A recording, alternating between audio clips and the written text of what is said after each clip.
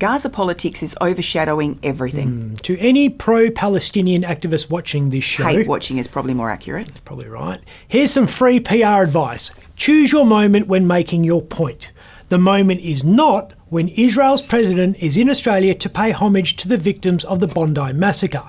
That's tone deaf and the kind of thing that pisses off Middle Australia, which you might see as mission accomplished, but be aware that if Middle Australia moves on this issue, it'll likely move to the right. Let's see how well the Palestinian cause goes with Pauline Hanson driving the policy agenda. Not happening. Not interested in halal. Thank you. Big turnouts. Marches organised across Australia in protest against Isaac Herzog's visit down under. Sydney's Palestinian Action Group urged people to gather at the town hall for a good old-fashioned village witch hunt held, apparently, with the support of the Jewish community. The show of barely disguised anti-Semitism was held in the name of standing up to racism. Protesters say they don't hate Jews. No, they just hate Zionists. Zionists being Jews who support the existence of Israel, which is pretty much every Jew, so it's a ridiculous distinction to make.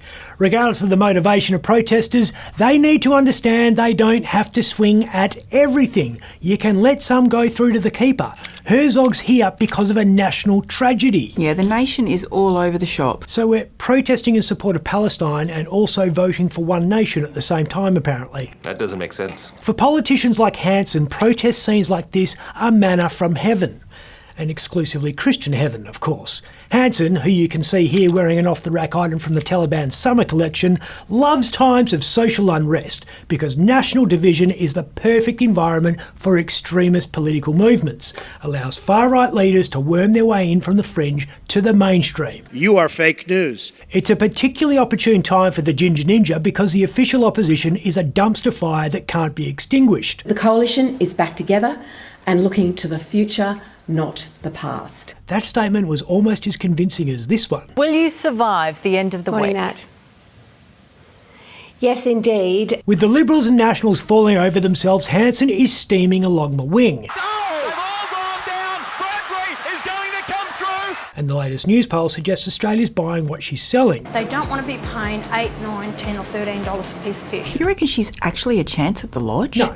If she's going to insist on fielding candidates like Corey Bernardi, then definitely not. It's okay to have consensual sexual relations between humans and animals. This is a bloke who argued that same-sex marriage would trigger a wave of bestiality. Wants abortion completely banned and is opposed to women in the military. Excuse me, sir, is green the only colour these come in? There are yokel hillbillies in Kentucky who think this guy's a redneck. You are the most wonderful husband and son I ever had. I don't think mainstream Australia wants people like that in government. The danger for progressives who stormed the streets of the nation's capital cities on Monday is one nation supplants the coalition as the effective voice of opposition, because that'll force the ALP to fight on issues it's uncomfortable with. Like immigration. Shut the borders is an intoxicating election chant. Go back to your own country. One nation will force Labor to talk about things like the refugee intake, welcome to country and flag burning, and they'll make Albo sound like he hates the Anzacs, loves Somalian child soldiers, and wants to turn your backyard into a sacred site. Chill out a bit. I'm Ben Harvey.